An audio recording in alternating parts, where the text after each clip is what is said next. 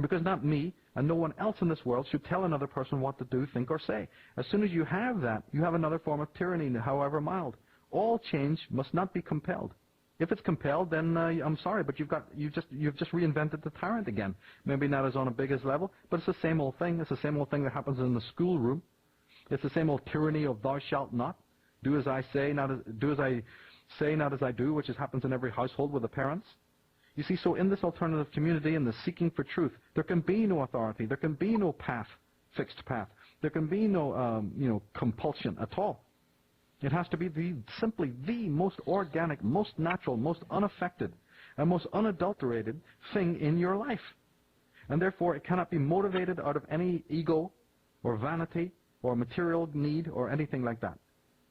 It has to be motivated from a totally different center, a completely instinctual thing that the mind knows that it exists for one thing, and that is to think. That has been given thinking, which other creatures, even though they have their own form of intelligence, are not able to think. So why were we given thought? Well, why were we given the human reason? Exactly. Not because we can become expert mechanics or expert architects or city builders or world controllers. No, we were given the ability to think because we have to think about ourself. Selfhood is only a thinking human being, you see. So like you said earlier on about these people who this whole campaign against selfishness, quote unquote, is becoming rampant in our world. It's obvious because, of course, they're moving us more and more towards the collective. So, of course, the opposite of that is selfhood. So now there always has been, especially in theology, a great hatred of the self. Yeah. And of the selfhood, you see, like in the Ayn Rand sense. So, of course, we have everything and everyone telling us not to be selfish and never think of yourself. And it's a very strong meme that's all through religion, and it's often through a lot of Eastern mysticism as well. And it's certainly in the Christian tradition very, very strong. If you're just a nothing, serve your masters and all the rest of it.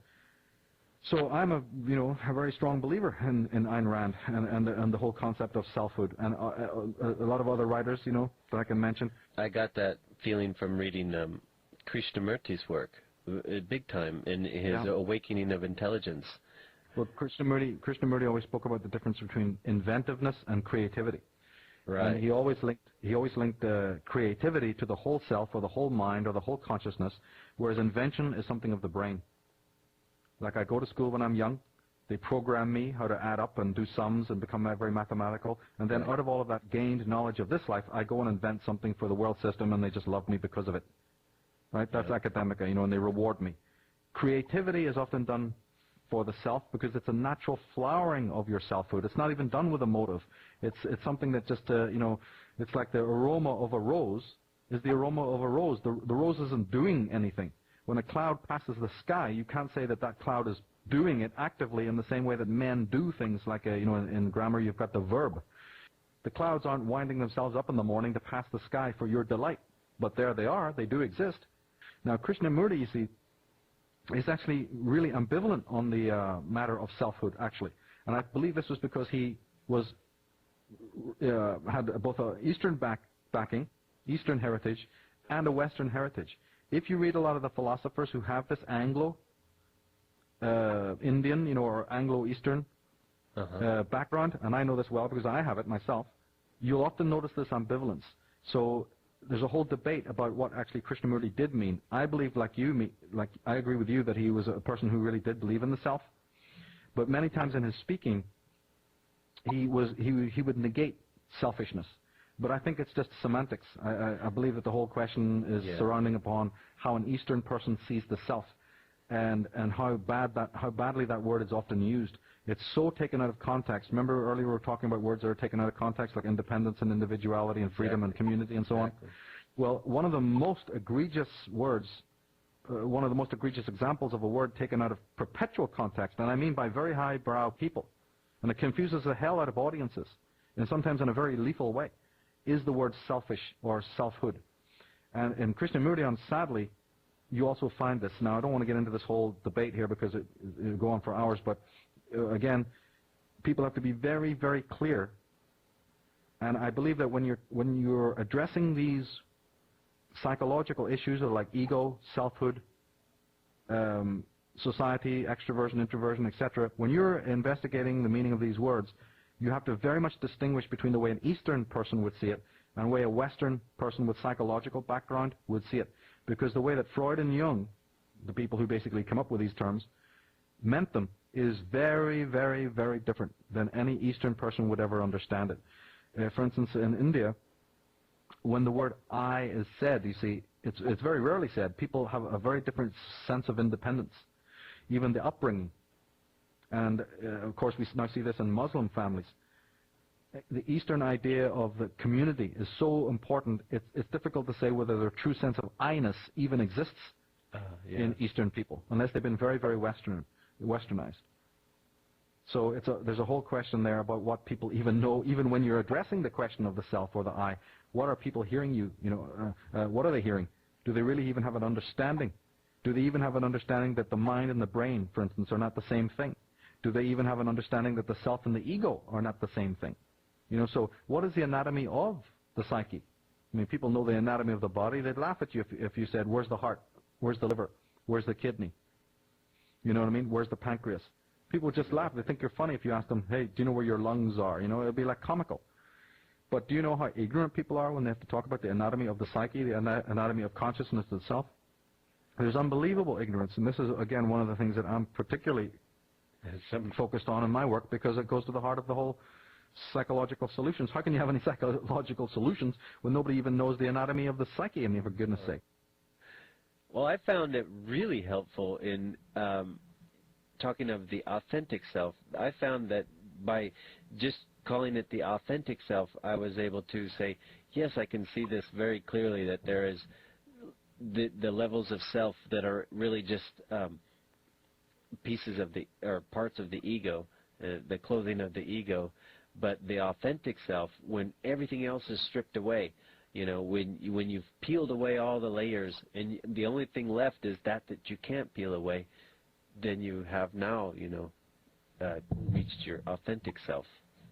And you see, this, you hit the nail on the head, and that's exactly right. It is by negation.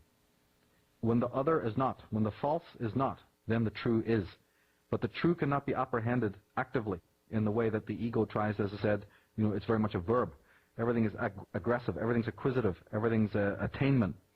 Everything, especially psychologically. We're not only materialists in a worldly sense. We're materialists in a psychic sense, most people. They want God and angels and heaven in exactly the same way they want the cute wife, the swimming pool, and the Mercedes, and a bank full of money. So the materialism is taken into the inner world as well. People are so I-oriented, but again, like I was saying about Krishnamurti, what do you mean when you say the I? When a person like Krishnamurti is talking about selfishness, I don't believe he's talking about selfishness in the way that we'd hear that word. What he's really talking about is the narcissistic creature. Exactly. Right? Which is a very different creature than an egocentric person that, say, Ayn Rand was talking about. So the narcissistic creature, oh yes, we definitely have that. We definitely have that. But that's a broken person. That's a person who inwardly hates themselves, who's in deep inner lack, trauma, and is basically, in a very cut-up state inside, and whose inner nature is of great self-loathing and self-hatred, and therefore, of course, their relationships to other people is essentially the same. It's necrotic, and it's sadomasochistic, although most people around a narcissistic person may not see that for a while. It takes about half a year or 9 months or so until, a very consummate narcissist's behavior. A trained person like me can see it very quickly, but if you're not aware of these people, it would take about 9 months before their behavior starts to look, pathological to you, because before their masks start to come down. But let's leave that aside for now.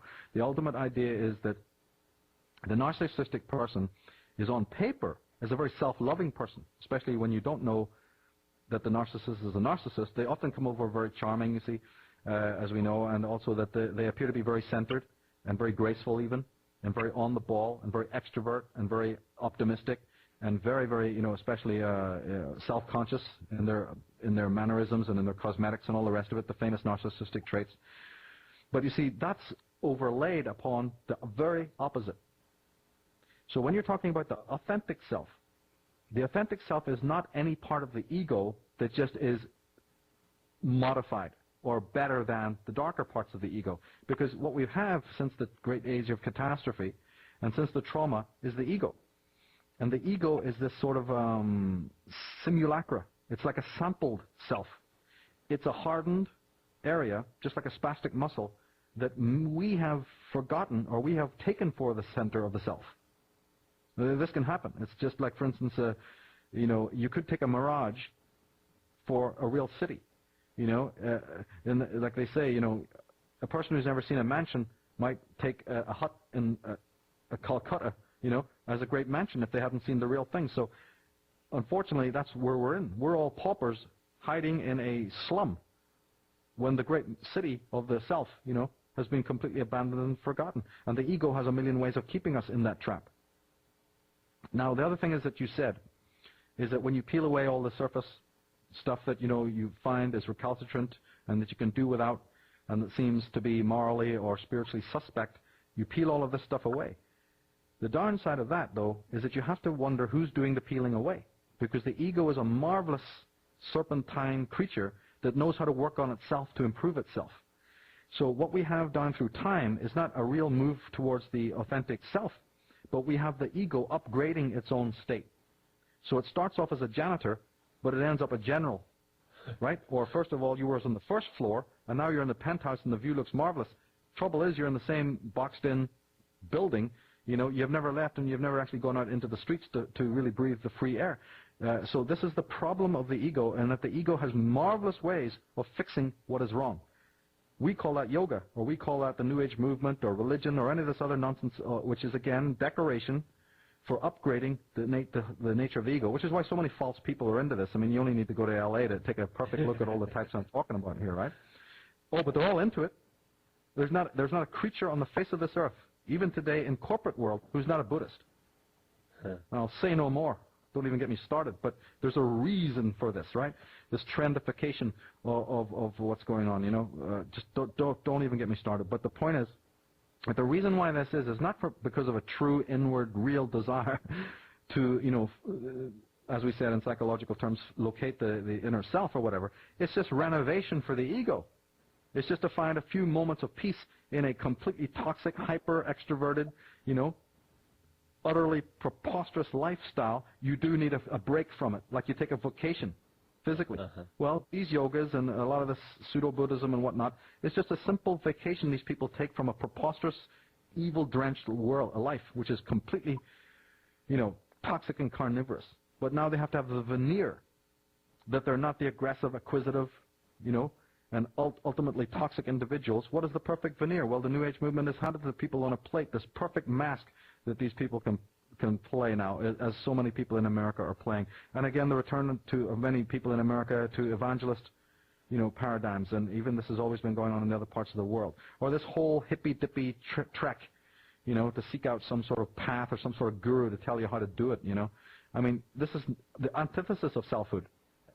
The guidelines, that's all. You have the right to be a signpost for somebody else, but you have no right to walk the path for that person, nor even accompany them on that road.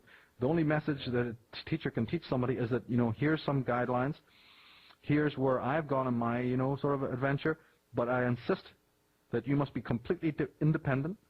I insist that you must have no gurus, you must cling to nothing, you must attach to no one or to nothing, and you must ultimately, like a man walking in the world without any direction, try to find, your own direction, your own rhythm, your own flavor, your own scent. This is what individuals do not do. What they do is they jump back onto the same conveyor belt that has, just like the conveyor belts and the franchises that have been created for the world in a material sense, when people are seeking the truth or what they call the light, they invariably do this, and this is one of the greatest problems because it arrests human beings. Just like I've said in my work on Atlantis, that one of the reasons why we're in the mess we're today is because our technological and scientific evolution has far exceeded our moral and psychological. It's not that there's anything wrong with, evolution. It's just that these things have moved too far ahead, and our psychological and moral principles, are very recalcitrant. And in that sense, we're very primitive people.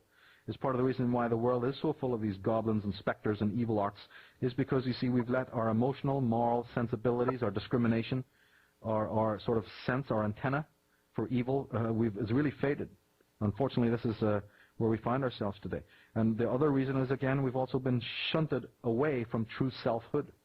And we have an ego that is really, really brilliant at being able to revamp itself. And every so often, every phase in history, there is a revamping of the ego, and the ego can harden and tighten and decorate itself again, so that most people are satisfied by living in the sphere of the ego. It can enhance itself, and people can mistake that for God. I mean, after all, the gods of the world are nothing but the projection of the human ego, after all. So the ego has some tremendous, abilities that we all need to study and know about, so that we're very aware of the deceptive nature of the ego. What I'm saying is just an elaboration on what you were saying, so that when you're picking away at all the things that are not true, this is what it entails, you see. You have to be able to get into dialogue with the ego and really discover its incredible nature in order to maybe apprehend the other thing. This ego, is that the strings of the puppet, and they've learned now they don't control us. All they need to do is control our egos, let the ego do the rest. Yeah, remember the link between the top of the pyramid and the bottom of the pyramid, between the puppet masters and the mannequin? Uh-huh. How we're all complicit in it? That's it. We all have the alien gene, we all have the traumata, we all have the ego. And it is because of this ego, which is a false center. It's good in a way to call it a narcissistic center as opposed to an authentic center. The word narcissism is actually a very, very good word. It should be used a lot to identify these particular parts of the ego. And the authentic self is something different. That's a completely different center, which is the reflection of the whole mind, the whole of consciousness, not just the ego. The ego is just part of consciousness. Consciousness itself is very different. Consciousness ultimately includes what we would refer to as the unconscious, if you want to get into the highways and byways of psychology. So you're talking about a great, very, very large matrix of consciousness, of which the ego is just like a small lighthouse in the middle of a gigantic ocean of consciousness. And we don't explore that ocean of consciousness anymore at all, except maybe a few geniuses, a few Salvador Dali types, who've made little treks out into the wilderness. Most human beings are never going to do that in the whole time of their life. They're going to remain entirely in the lighthouse.